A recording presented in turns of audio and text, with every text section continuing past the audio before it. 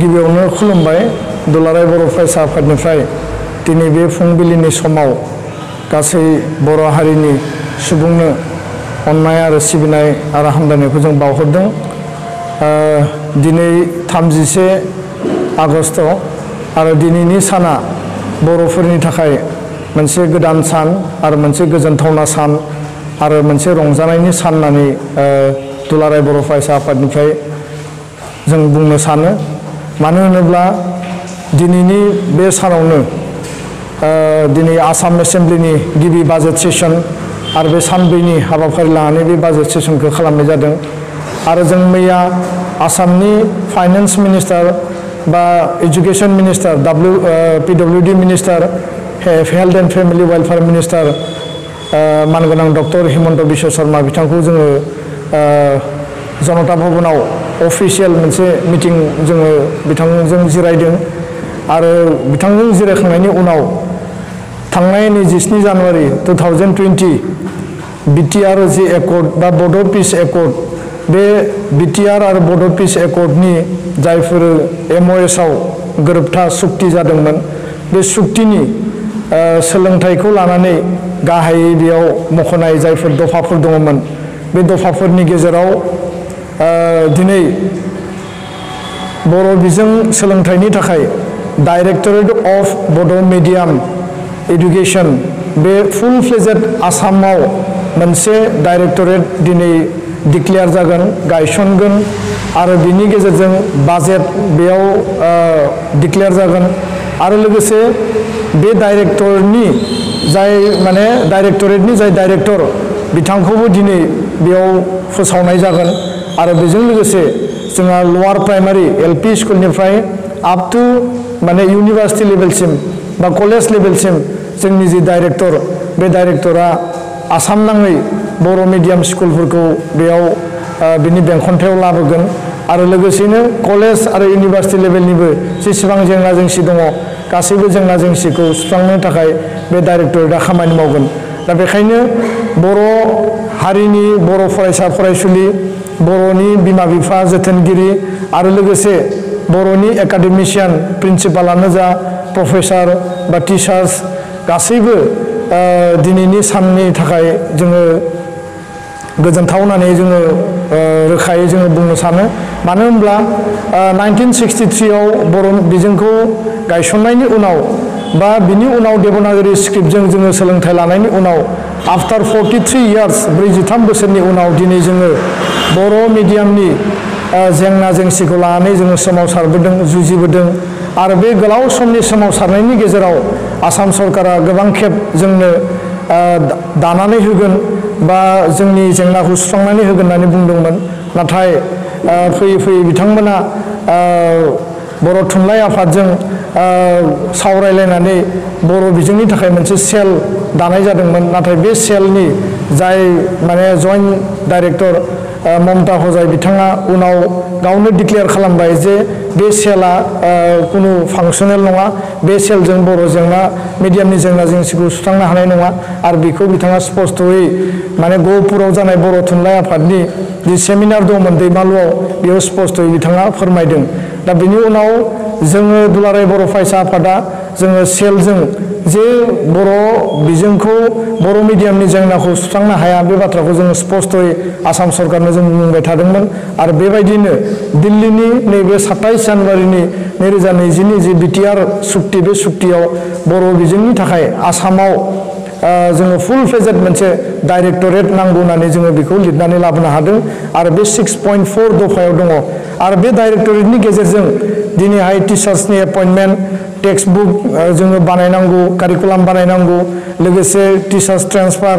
भेकेन्सियाव जोङो एपइन्टमेन्ट होनांगौ आरो लोगोसे स्पेशल केयार इनफ्रास्ट्राक्चार डेभेलपमेन्टनि थाखाय आरो बिनि थाखाय एनुवेल जि बाजेट हमनांगौ आरो बे गासैबो हाबाफारिफोरखौ जोङो मावफुंजोबनो हासिगोन। दा बेखायनो नैबे स्पेशल जिखिनि हाबाफारि लाबाय बिनि थाखाय आसामनि सोलोंथाइ आरो रांखान्थि मन्त्रि डक्टर हिमन्त बिश्व शर्मा बिथांखौ जोङो धन्यबाद होगोन गोसो सिंनिफ्राय आरो लोगोसेनो आसामनि चिफ मिनिस्टार सर्बानन्द सनवाल बिथांनोबो जोङो गोजोननाय आरो साबायखरखौ जों बावदों। बेजों लोगोसे मैयानि जि सावरायनाय बे सावरायनायाव जोङो स्पेशल फकास हिसाबै आरो बेखौ इमप्लिमेन्टेशननि थाखाय प्रायोरिटी हिसाबै बियो अलरेडि अफिसियेल मुभ जाबाय बे जाबाय जे बर' रावखौ आसामनि लोगो सरकारि राव हिसाबै एसोसिएट अफिसियेल लेंगुवेज हिसाबै बाहायनाय आरो बेखौ बाहायनांगौब्ला द आसाम अफिसियेल लेंगुवेज एक्ट 1960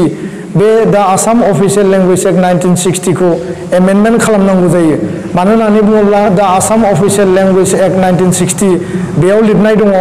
जे अनलि एसामिस आसामनि सरकारि रावा जाबाय एसामिस आरो बे असमिया जिहेतु बेयाव लिरनाय दङ दा बेखौ एमेन्डमेन्ट खालामनानै बेयाव एसोसिएट अफिसियेल लेंगुवेज हिसाबै बर' रावाबो आसामनि सरकारि राव हिसाबै बाहायजागोन आरो बेखौ एमेन्डमेन्ट खालामनायनि थाखाय आसाम सरकारा बा मैयानि मेलनि गेजेरजों बे अफिसियेल मोनसे प्रसेसआव अलरेडि बियो स्टार्ट जाबाय दा बेजों लोगोसे दिनै बर' बिजोंनि जि सोलोंथाइ बर' मिडियामनि जि स्कुल भेन्सार इन्स्टिटिउसनफोर दङ दिनै प्रभिन्सियेलाइजेसन प्रसेस 2011 आव मोनसे बिल लाबोदों बिनि उनाव बे बिलखौ ड्रप खालामनानै 2017 आव आरोबाव मोनसे बिल लाबोनाय जादों आरो बे बिल बायदियैनो नै रिसेन्ट आगस्ट दाननि 17 तारिखआव आसाम सरकारा आसामनि जेसेबां भेन्सार इन्स्टिटिउसनफोर दङ बा भेन्सार पस्टफोर दङ पस्ट प्रभिन्सियेलाइजेसननि थाखाय बिथांमोना लिस्ट फोसावदों आरो कलेजनिबो degree college junior college higher secondary बेखौ फोसावदों नाथाय बेयाव गोबांथार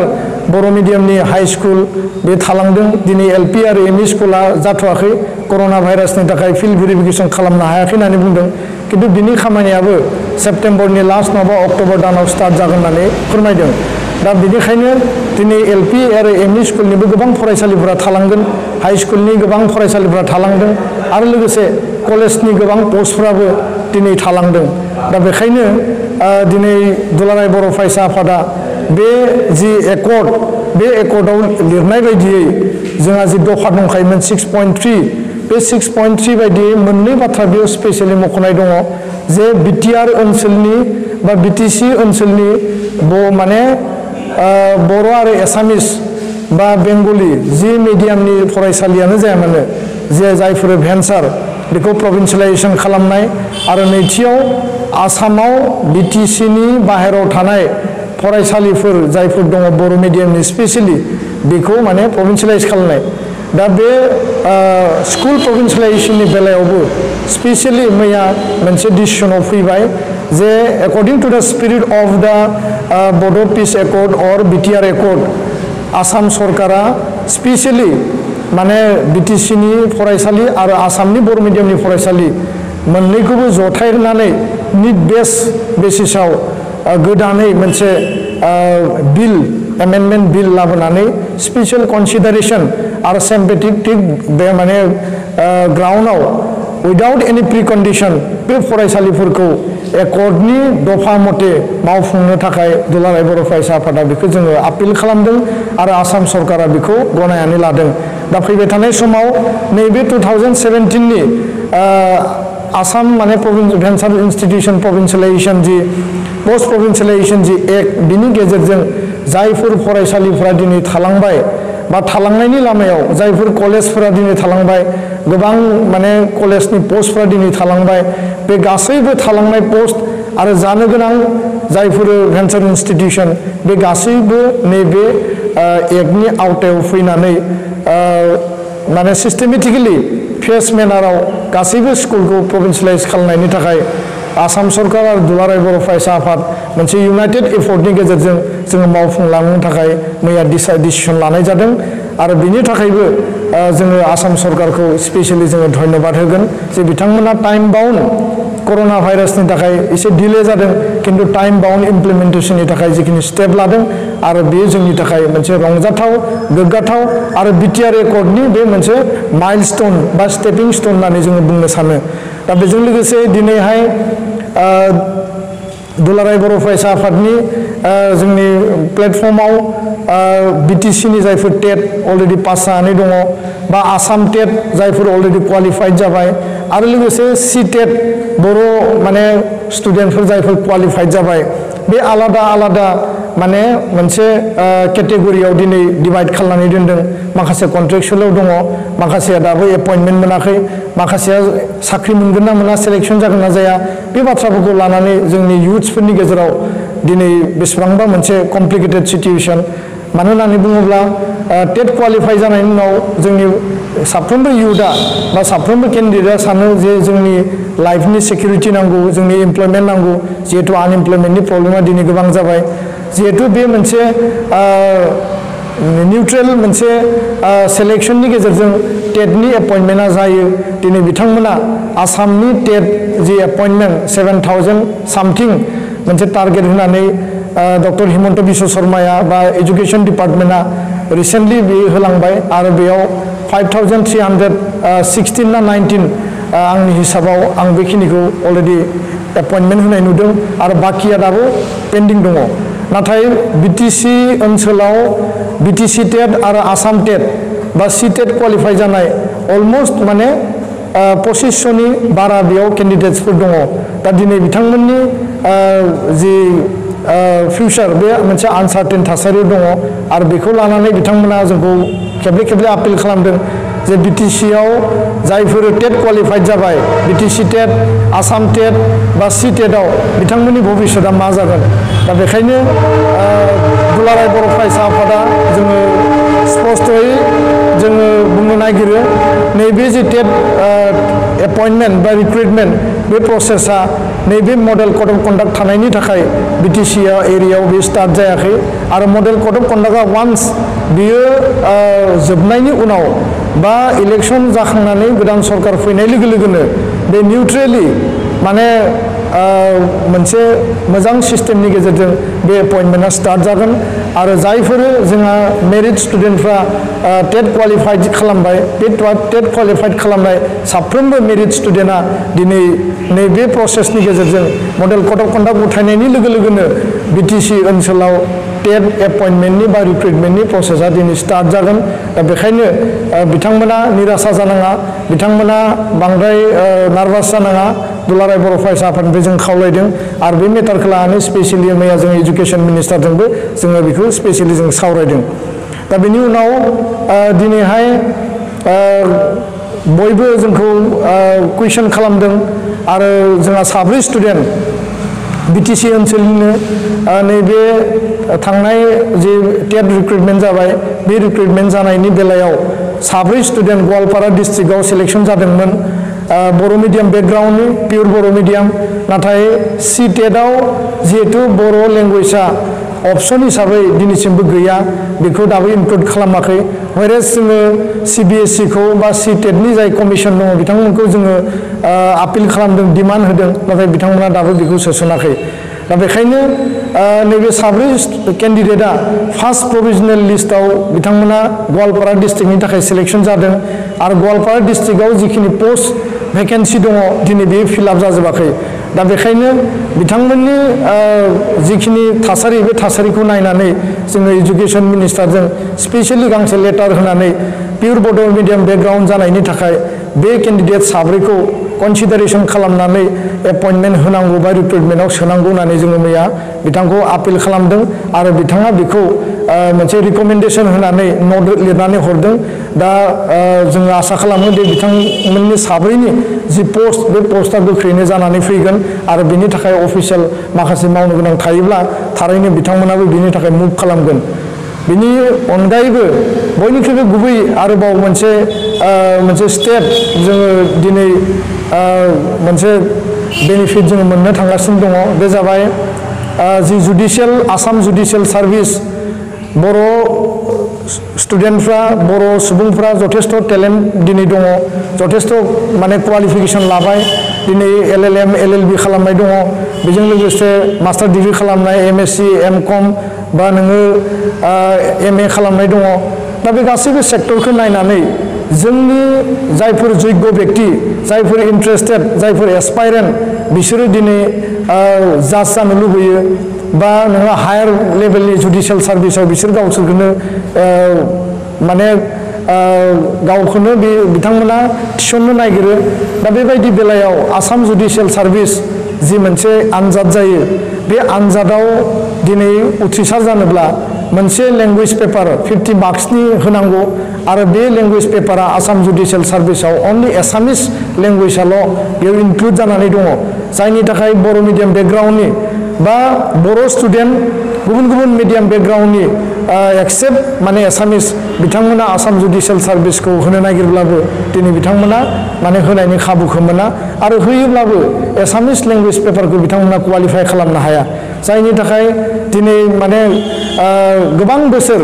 माने डिकेड्स आफ्टार डिकेड जोंनि स्टुडेन्टफ्रा आसाम जुडिशियेल सार्भिस क्वालिफाइ खालामनानै जाज जानो हानायनि जि जोंहा लामा बे लामाया दिनै बन्द जानानै दङ दा आरो बिथांमोननि जि केरियार बे केरियारावबो बिथांमोना बादा मोननानै दङ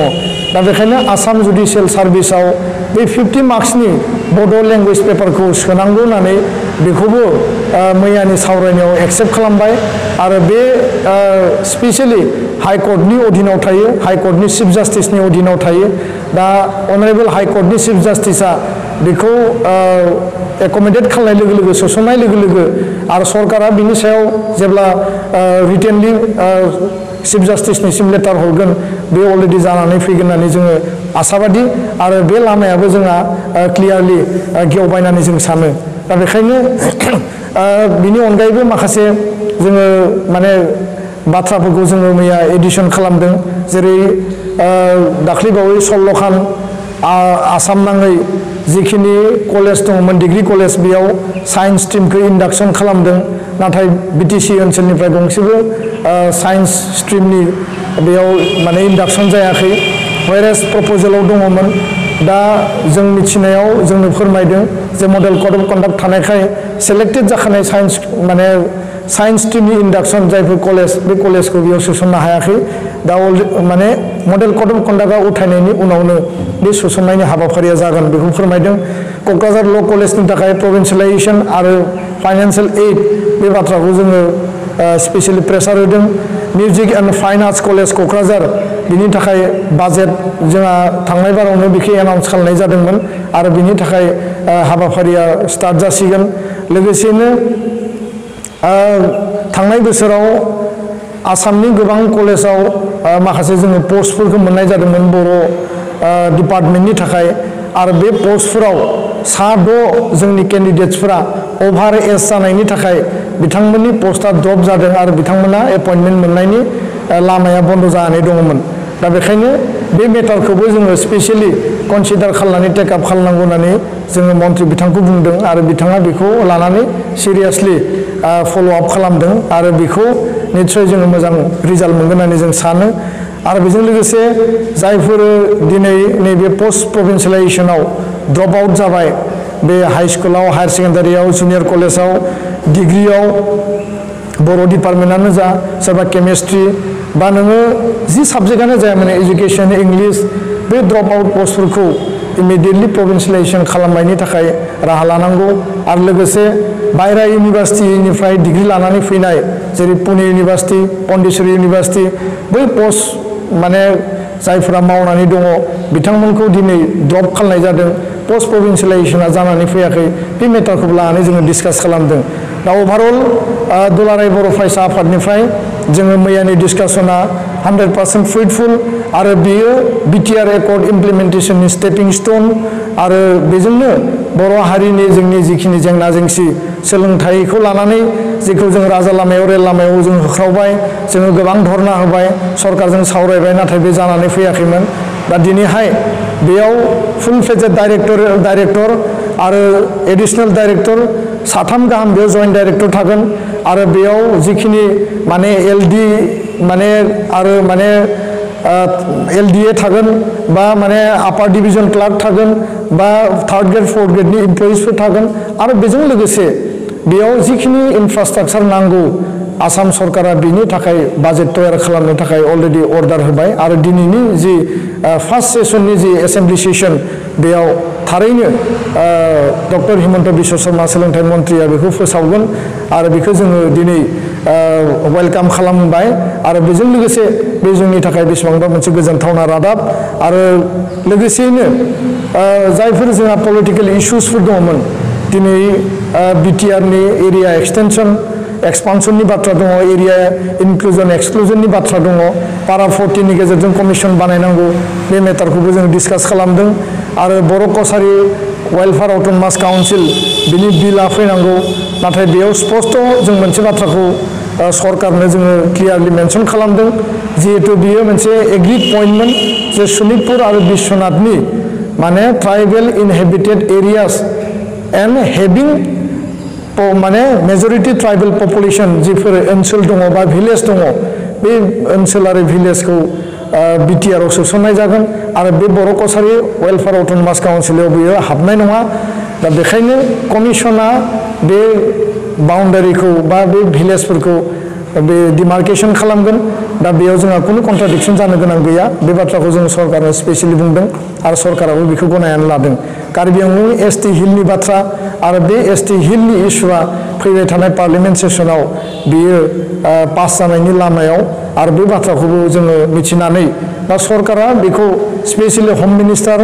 आरो लोगोसे आसामनि चिफ मिनिस्टार आरो फाइनान्स मिनिस्टार एजुकेशन मिनिस्टार बिथांमोना बेखौ लानानै सिरियासलि टेकआप खालामदों मानो होननानै बुङोब्ला बे नेशनेल कमिटमेन्ट आरो बेयो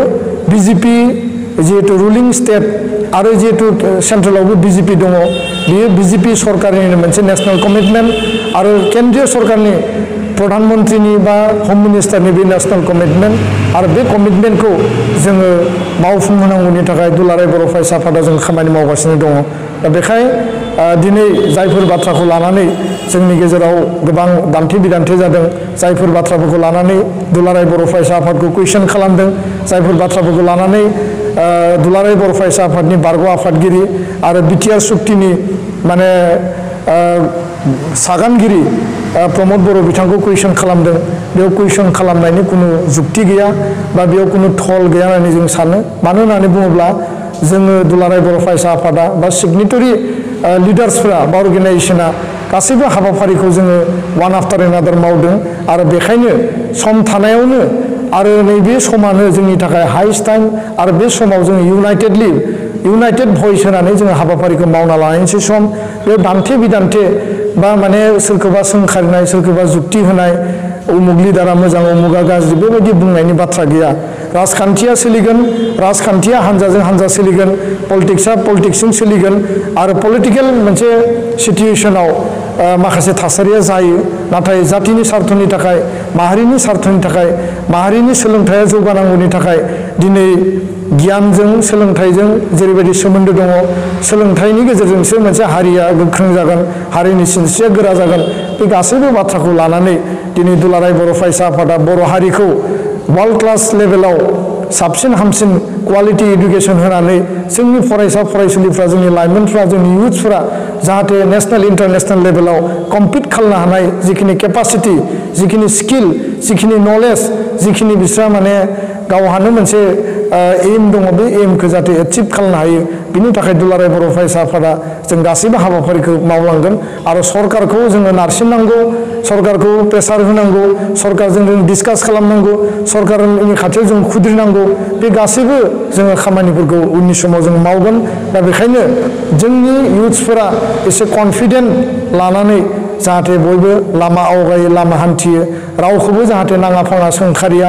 नाङा फाङा ससियेल मिडियायाव जाहाथे जुक्ति डिबेट खालाया आं बेखौनो आपिल खालामबाय आरो दिनैनि साना बर' हारिनि थाखाय गोजोनथाव सान दिनैनि साना जोंनि थाखाय देरहासारनि सान आरो दिनैनि साना बिटिआर सुक्तिनि फार्स्ट इमप्लिमेन्टिं आरो स्टेपिं स्टोन होननानै जोङो दुलाराय बर' फरायसा आफादा जोङो बेखौ गनायनानै लायो आरो दिनैनि उनावनो फैबाय थानाय समाव जोंनि गासैबो जिखिनि MOS आव लिरनाय दफाफोर दङ